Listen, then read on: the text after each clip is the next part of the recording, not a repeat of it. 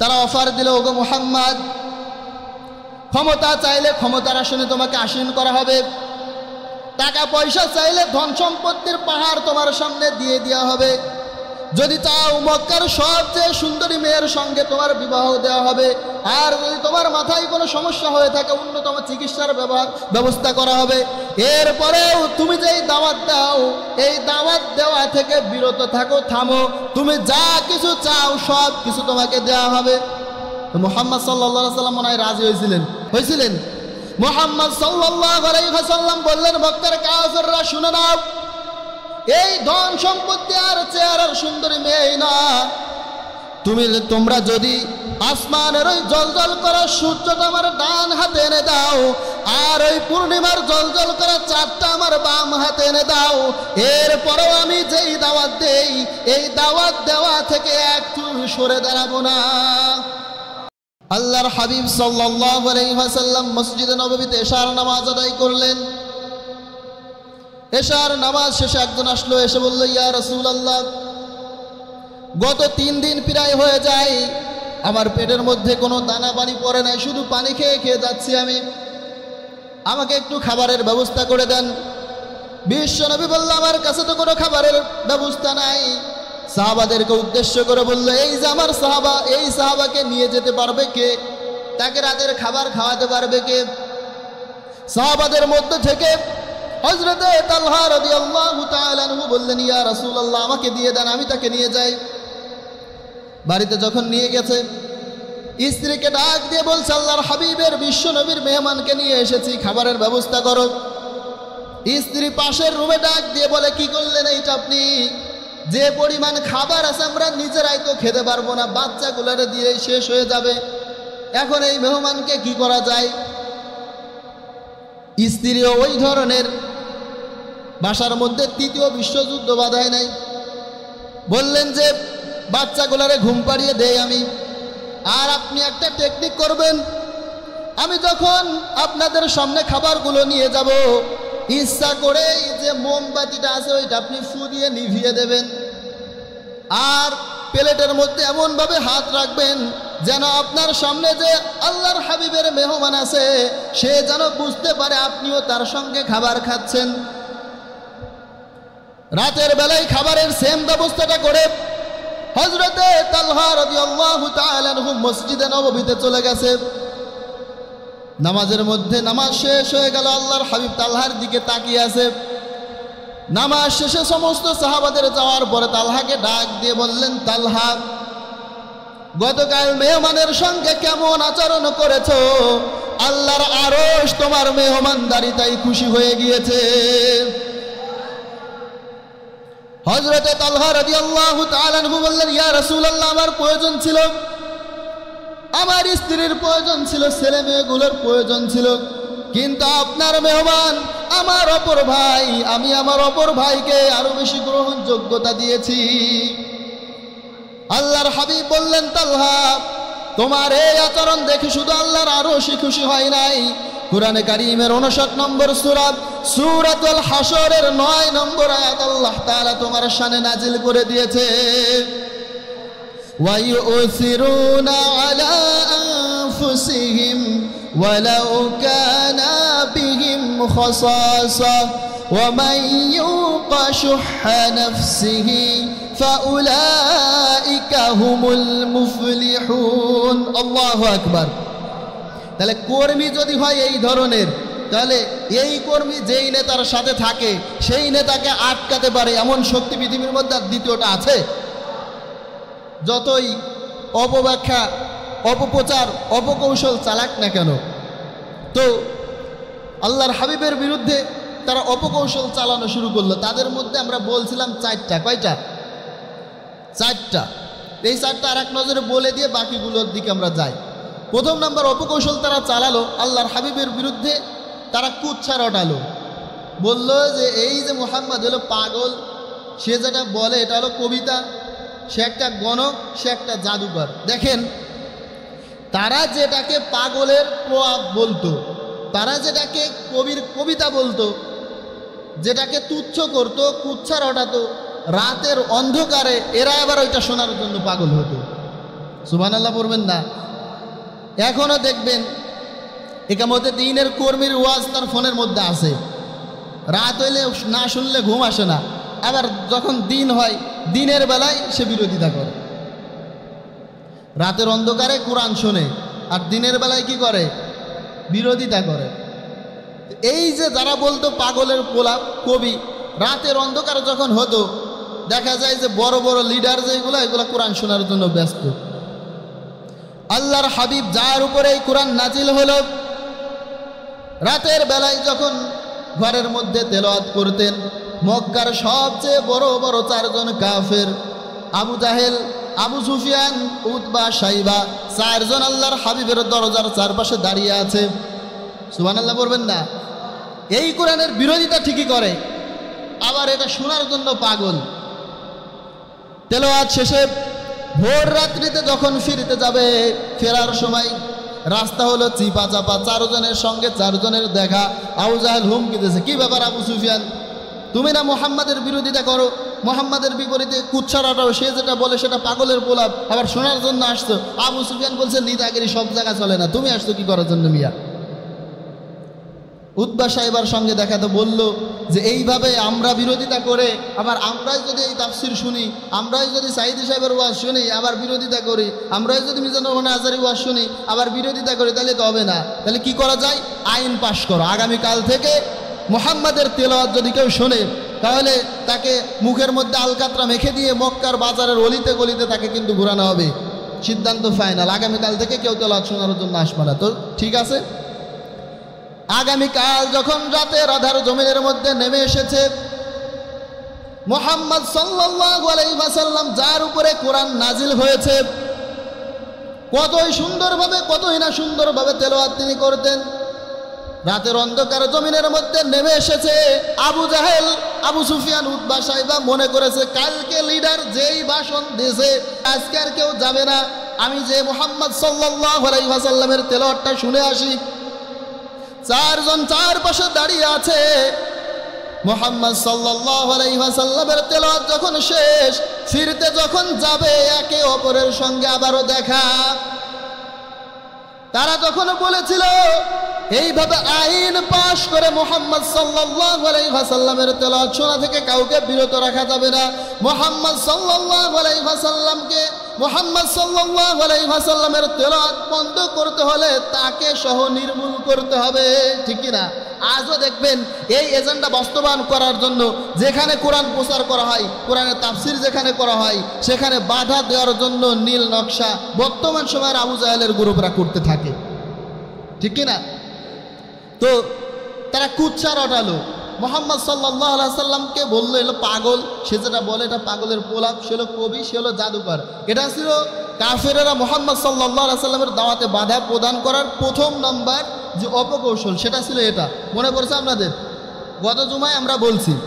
দ্বিতীয় নম্বর অপকৌশল ছিল অপসংস্কৃতির বৃদ্ধি, এটা আলোচনা হয়ে গেছে, আমি শুধু মনে করায় দিচ্ছি। তৃতীয় নম্বর হচ্ছে আত্মীয় স্বজনদের মাধ্যমে তারা বুঝাতে চাইছিল, কিন্তু সেটাও সফল হয়েছে? হয় নাই। আর 4 নম্বরে যেটা ছিল সেটা ছিল কুযুক্তি উপস্থাপন করা। তারা উপস্থাপন করেছিল যে এই মুহাম্মদ সাল্লাল্লাহু আলাইহি সাল্লাম কেমন করে নবী হয়, নবী যদি হইতো, আল্লাহ যদি নবী পাঠাতে চাইতো তাহলে একজন ফেরেশতা না পাঠাইতো। এরপর আল্লাহ যখন বলল যে আমি যদি এই জমিনের মধ্যে ফেরেশতা বসবাস করতো তাহলে ফেরেশতা নবী পাঠাতাম, তারপরে তারা বলছিল যে এই মুহাম্মাদই কেন নবী হবে, আরব এই মক্কা আর তায়েফ এই দুই উপত্যকার মধ্যে কোনো প্রভাবশালী কেন নবী হলো না? আল্লাহ তাআলা তখন বললো যে আমি কি আমার রহমত বন্টনের দায়িত্ব তাদেরকে দিয়েছি, অর্থাৎ নবুয়তের দায়িত্ব কার আমি দেবো, সেই দায়িত্বকে আমি তাদেরকে দিয়েছি। তো এটা ছিল তাদের কুযুক্তি উপস্থাপন করা। এবার আমরা শুরু করব 5 নম্বর নিয়ে। এই 4টা অপপ্রচার অপকৌশল করেও যখন মুহাম্মদ সাল্লাল্লাহু আলাইহি ওয়াসাল্লামের দাওয়াত বন্ধ করতে পারলো না, এবার তারা 5 নম্বর সিদ্ধান্ত নিল যে আমাদের এই সাধারণ বুদ্ধি দিয়ে মুহাম্মদ সাল্লাল্লাহু আলাইহি ওয়াসাল্লামের দাওয়াত বন্ধ করা যাবে না। বুঝতে পারছেন না? ওহীর বিরুদ্ধে সাধারণ বুদ্ধি দিয়ে এই ওহীকে বন্ধ করা যায়? তো তারা কি করলো? বলল যে ইয়াসরিফ থেকে ইহুদিদেরকে নিয়ে আসো। তৎকালীন সময়ে সবচেয়ে যোগ্য ছিল ইহুদিরা, অনেক পড়াশোনা করত, আর ওই সময়টা ছিল তো সাহিত্য চর্চার সময়, লেখাপড়ার যুগ ছিল ওইটা। তো তো বলল যে ইয়াসরিব থেকে ইহুদিদেরকে নিয়ে আসো, তাদের থেকে পরামর্শ নিয়ে কিভাবে মুহাম্মদ সাল্লাল্লাহু আলাইহি সাল্লামের দাওয়াত বন্ধ করা যায়। 5 নম্বর অপকৌশল বলতেছি কিন্তু। তো ইহুদিদেরকে নিয়ে আসার পরে বলল, মুহাম্মদ সাল্লাল্লাহু আলাইহি সাল্লাম সব কথা বললো যে সে যেটা বলে এটা কিন্তু কবিতার মতো শোনা যায়, তার কথাগুলো জাদুকরের মতো, তার কথাগুলো কবিদের মতো, তার কার্যক্রম জাদুর মতো। তো ইহুদিরা শুনে বলল, তাহলে সাহিত্য সম্পর্কে তার কতটুকু ধারণা আছে, ইতিহাস সম্পর্কে তার কতটুকু ধারণা আছে, তোমাদেরকে 3টা প্রশ্ন শিখিয়ে দেয়, তার কাছে যা প্রশ্ন করো। প্রশ্ন 3টা কি? তার কাছে জিজ্ঞাসা করবা আসহাবে কাহাব সম্পর্কে কি জানো, ওই যে গুহার মধ্যে যারা ছিল তাদের সম্পর্কে কি জানো, তার কাছে জিজ্ঞাসা করবা। ইয়াজুজ মাজুজ সম্পর্কে কি জানো, তার কাছে জিজ্ঞাসা করবা। বাদশাহ জুলকারনাইন সম্পর্কে কি জানো। তো আল্লাহ তাআলা এইখানে ওহী কতদিন বন্ধ রাখছিলেন আর কি, রেস্ট নেওয়ার জন্য, আল্লাহর হাবিব সাল্লাল্লাহু আলাইহি সাল্লামের রেস্ট নেওয়ার জন্য। আল্লাহর হাবিব সাল্লাল্লাহু আলাইহি সাল্লাম ওইখানে বলছিলেন যে আমি আগামীকাল বলবো, কিন্তু ইনশাআল্লাহ বলতে ভুলে গেছিলেন। এজন্য আমরাও যখন কোনো কাজ করার কথা বলবো তার সাথে ইনশাআল্লাহ বলবো। তো দেখা গেল যে কিছুদিন পরে আয়াত নাজিল করে দিলেন এবং তারা যে 3টা বিষয় সম্পর্কে জানতে চাইছে এই 3টার উত্তর কিন্তু পেয়ে গেছে। এবার লিডাররা বললো যে কি বলো মিয়া, যেগুলো তোমরা বলতে সেগুলো তো জানে। তো বললো তার কাছে এবার সর্বশেষ যায় প্রশ্ন করো যে শামে কোন নবী আসছিল, যেই নবীর ছেলেরা মিলে তার আরেকটা ছেলেকে কুয়ার মধ্যে ফেলে দিয়েছিল, পরবর্তীতে সেই ছেলে মিশরের বাদশা হয়েছিল। এই ঘটনা আমরা জানি কি জানি না। এই যে প্রেক্ষাপট, আল্লাহ তাআলা পূর্ণাঙ্গ একটা সূরা নাজিল করলেন, সূরা ইউসুফের মধ্যে পুরো ঘটনাটা আল্লাহ তাআলা বর্ণনা করে দিলেন। সুবহানাল্লাহ। তো এই চক্রান্ত তারা পাশ করতে পারছে? কথা বলে না। পাশ করতে যখন পারলো না, দেখলে যে নিজেরা যত প্রযুক্তি খাড়া করলাম, যত অপকৌশল করলাম, কোনো কিছুতেই সফল হতে পারলাম না। ইহুদিদেরকে নিয়ে আসলাম, পণ্ডিতদেরকে নিয়ে আসলাম, তাদের মাধ্যমে সফল হতে পারলাম না। তার বিপরীতে যায় সফল হওয়া সম্ভব না। এবার একটা কমিটমেন্টে আসি, এবার একটা সমঝোতার মধ্যে আসি। নম্বর অপকৌশল ছিল এটা, যে এবার একটা কমিটমেন্টের মধ্যে আসি। কমিটমেন্ট কি? আবু জাহেল যে প্রস্তাব দিল, মুহাম্মদ আমরা বুঝতে পারছি তুমি যেই একত্ববাদী খোদার দাওয়াত দাও ওইটা ভালো, কিন্তু আমরাও যেইটা করি ওইটাও খারাপ বলিও না, ওইটাও মনে করো ভালো। এই ইবাদতটা আমরা ভাগাভাগি করে নেই। কোরআন থেকে বলতেছি, প্রেক্ষাপট বুঝাইতেছি। এই ইবাদতটা আমরা ভাগাভাগি করে নেই। 6 মাস আমরা, তুমি যে আল্লাহর কথা বলো আমরা সবাই তোমার ওই আল্লাহর ইবাদত করব। বাকি যে 6 মাস, এই 6 মাস আমাদের লাত মানাত উজ্জার হবল এদের ইবাদত তোমার জনসংখ্যা নিয়ে করতে হবে। মুহাম্মদ সাল্লাল্লাহু আলাইহি সাল্লাম কি রাজি হয়েছে? কি বলেছিলেন? সবার মুখস্থ। আল্লাহ তাআলা আয়াত নাজিল করে দিলেন, কুল ইয়া আইয়ুহাল কাফিরুন। আল্লাহ তাআলা বলে দিলেন, ও নবী কাফেরদেরকে বলে দেন, কুল ইয়া আইয়ুহাল কাফিরুন, হে কাফেরের গোষ্ঠীরা, লা আ'বুদু মা তা'বুদুন, আমি তার ইবাদত করি না যার ইবাদত তোমরা করো, ওয়ালা আনতুম আবিদুনা মা আ'বুদ, আর আমি তার ইবাদত করব না যার ইবাদত তোমরা করো, ওয়ালা আনা আবিদুম মা আবাদতুম, আর কান খুলে শুনে নাও আমি ভবিষ্যতেও তার ইবাদত করব না যার ইবাদত তোমরা করো, ওয়ালা আনতুম আবিদুনা মা আ'বুদ, আর আমি তার ইবাদত করি তোমরাও তার ইবাদত করবে না। লাকুম দীনুকুম ওয়ালিয়া দীন। মক্কার সব কাফেররা শুনে নাও, তোমাদের দিন হলো তোমাদের আর আমাদের দিন হলো আমাদের। তাহলে বুঝতে পারছেন তো কথা, তারা একটা সমঝোতার মধ্যে আসতে চাইছিল। তো এখন দেখবেন নাম হলো আব্দুর রহমান। এখন এই লোক দেখা যায় যে পুজো হবে, এই পুজোর পোস্টারের মধ্যে তার নাম ওইখানে দিয়ে দিয়েছে যে ধর্ম যার যার, উৎসব হলো সবার। আল্লাহকে এটা বলছে? আল্লাহ বললেন লাকুম দীনুকুম ওয়ালিয়া দীন, ধর্ম যার যার, উৎসবে তার তার। এখন যা একজন মুসলমান, অনেকের নামের সামনে দেখা যায় যে হাজি লেখা, হাজি লেখার পরে সে তার দেখে দেখা যায় যে পুজোর মধ্যে শুভেচ্ছা বার্তা দিয়ে পুজোর ব্যানারের মধ্যে তার নাম দেওয়া, আর ওইখানে নীতিবাক্য দিয়ে দেওয়া, ধর্ম যার যার, উৎসব সবার। আল্লাহকে এটা বলছে? তাহলে তো যে মক্কার কুরাইশরা যে অফারটা দিয়েছিল যে তো আমরা ইবাদত ভাগাভাগি করে নেই, ধর্ম যার যার, উৎসব সবার করে নেই, আল্লাহর হাবিব এটা মানছে? আল্লাহ তাআলা আয়াত নাজিল করে দিয়ে বললেন লাকুম দীনুকুম ওয়ালিয়া দীন, ধর্ম হবে যার যার, উৎসবে তার তার, যার যার দিন তার তার।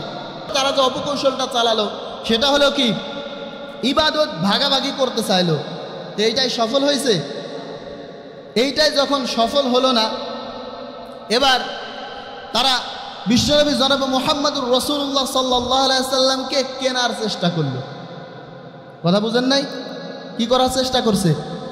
কেনার চেষ্টা করছে। এইখানে আর একটা কাজ তারা করেছিল, ইবাদত ভাগাভাগি যখন হলো না তখন বলল যে তোমারা যে আমরা নবী মানব, এই নবী মানব কিভাবে? তুমি আমাদেরকে অলৌকিক কিছু একটা দেখাও। আল্লাহর হাবিব বললেন কি দেখতে চাও তোমরা? তখন তারা বলল যে আকাশে যে চাঁদ দেখা যায় এই চাঁদটা 2 টুকরা করে দেখাও। এটা কি আমার কথা? আল্লাহ তাআলা বলেছে ইকতারাবাতিস সাআতু ওয়ানশাক্কাল কমার, কিয়ামত আসন্ন আর চন্দ্র দ্বিখণ্ডিত হয়েছে, 2 খণ্ড হয়ে গেছে, 2 ভাগ হয়ে গেছে। বর্তমান বিজ্ঞান এটা প্রমাণ করছে। আপনারা জানেন নীল আর্মস্ট্রং সে যখন চাঁদ থেকে ফিরে এসেছিল পৃথিবীতে এসে বলেছিল যে আমি চাঁদের মধ্যে ফাটল দেখতে পেয়েছি, সুবহানাল্লাহি ওয়া বিহামদিহি। তো ওই কাফেররা সরাসরি দেখার পরেও এটা কি তারা গ্রহণ করছিল?